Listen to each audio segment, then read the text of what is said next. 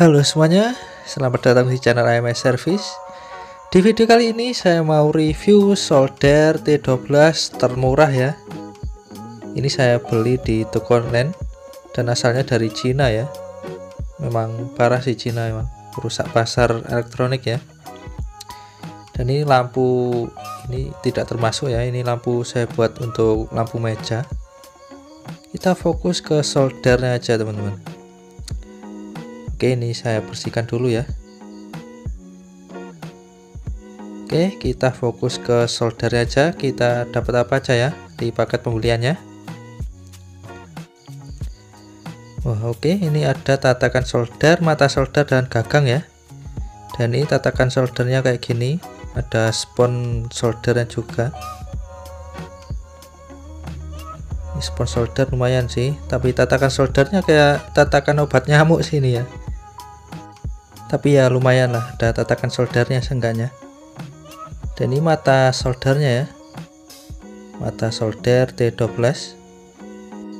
Nah, yang jadi pertanyaannya itu kualitas dari mata soldernya ya, ini awet apa enggak, dan timbahnya lengket apa enggak.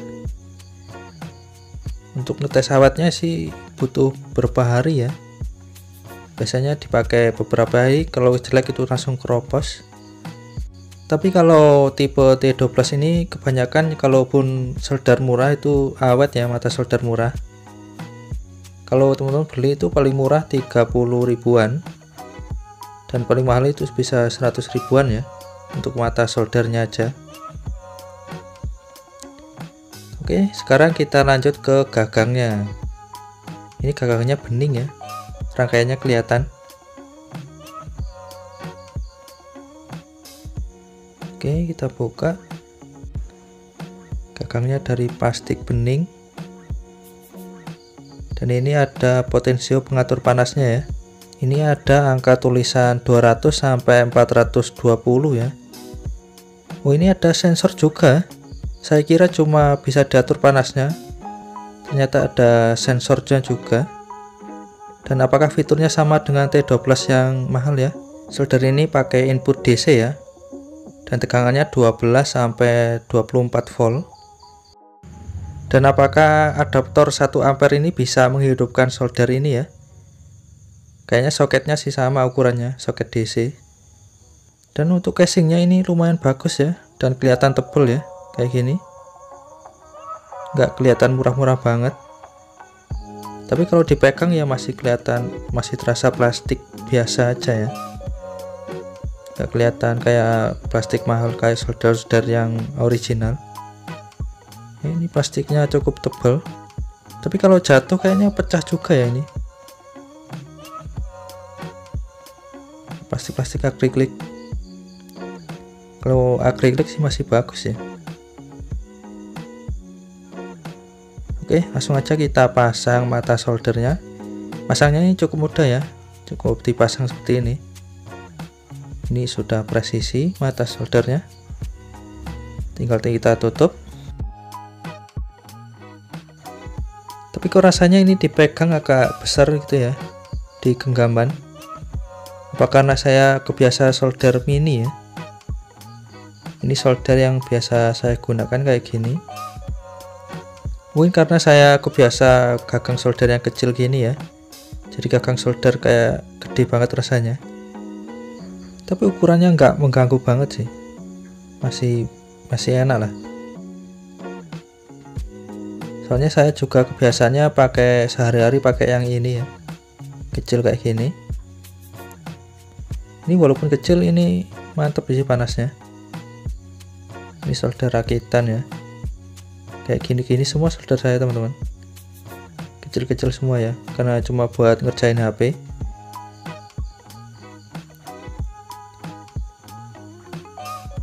Oke, lanjut ke review soldernya ya.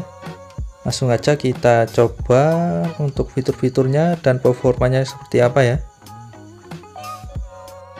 Oke, ini sudah ada voltmeter dan ampermeter untuk melihat konsumsi dari mata soldernya. Oke, soket DC nya pas ya, pakai soket DC standar biasa.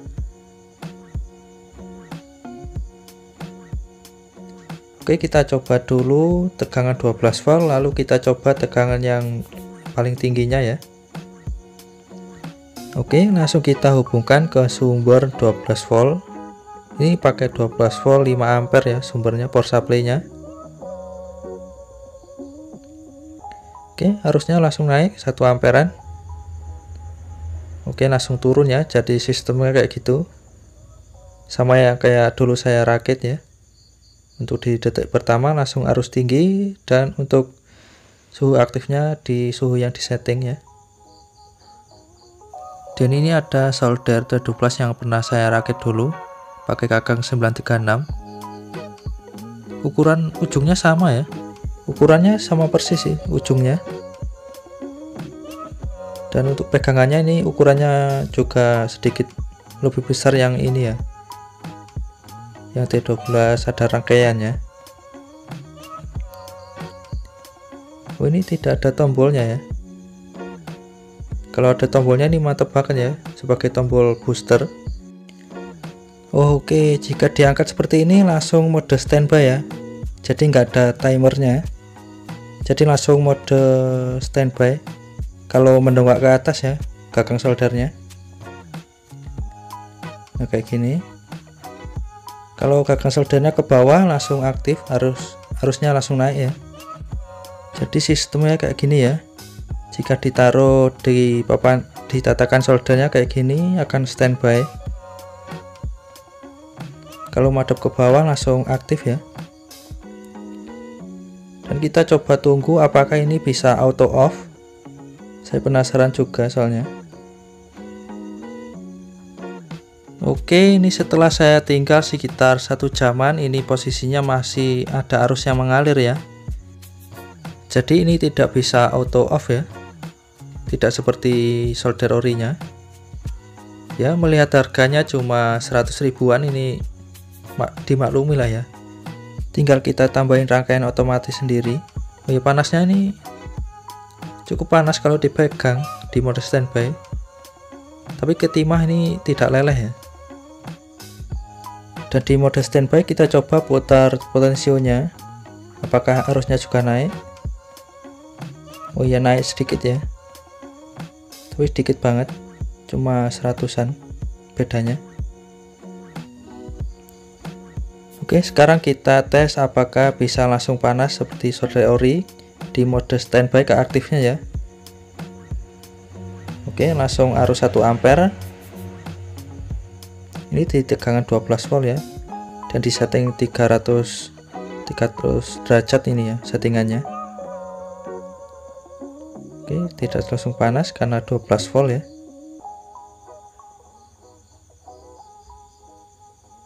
Nah, ini butuh beberapa detik untuk bisa panasnya. Mungkin kalau dipakai di tegangan 24 volt bisa langsung panas ya. Oke, sekarang kita coba naikkan tegangannya jadi 19 volt. Pasti ada yang penasaran pakai adaptor laptop bisa apa enggak. Oke, ini kita coba ya, bagus apa enggaknya. 19 volt. Oke, cukup. Kita coba di tegangan 19 volt, bagaimana efeknya, cepat panasnya ya. Ini udah mode standby. Ini ya, gak leleh timahnya. Oke, kita coba berapa detik. Ya lumayan lah, bisa buat nyolder langsung ya. Kalau 24 volt pasti bisa langsung buat nyolder ini. Ya lumayan lah ini, harga 100 ribuan. Ya paling nggak tidak membuat kecewa ya kalau teman-teman mau beli. Dan kalau disuruh milih solder listrik 60 atau 80 watt, saya mending ini ya. Yang saya suka dari solder T12 ini, selain bisa otomatis off, bisa hemat listrik, solder T12 ini gagang soldernya itu gak panas sama sekali teman-teman. Beda dengan solder listrik ya, masih ada hangat-hangat. Yang parah itu bisa panas banget bahkan ya, yang solder murahan. Apalagi yang gagang kayu cuma 10 ribuan itu panasnya parah banget ya. Sekarang kita coba pakai adaptor 1 ampere ini. Saya juga penasaran apakah bisa ya, apakah kuat. Kalau melihat konsumsi dari arusnya tadi sih kuat ya. Tapi kayaknya nggak bisa langsung panas, butuh beberapa detik panasnya ya. Oke, kita colokkan adaptornya. Oke, hidup ya. Mungkin kalau pakai adaptor 12 volt 3 ampere masih bisa ini. Oke, kita buat nyolder. Ini kurang panas sih. Ini settingan gagangnya masih di yang 300 tadi ya.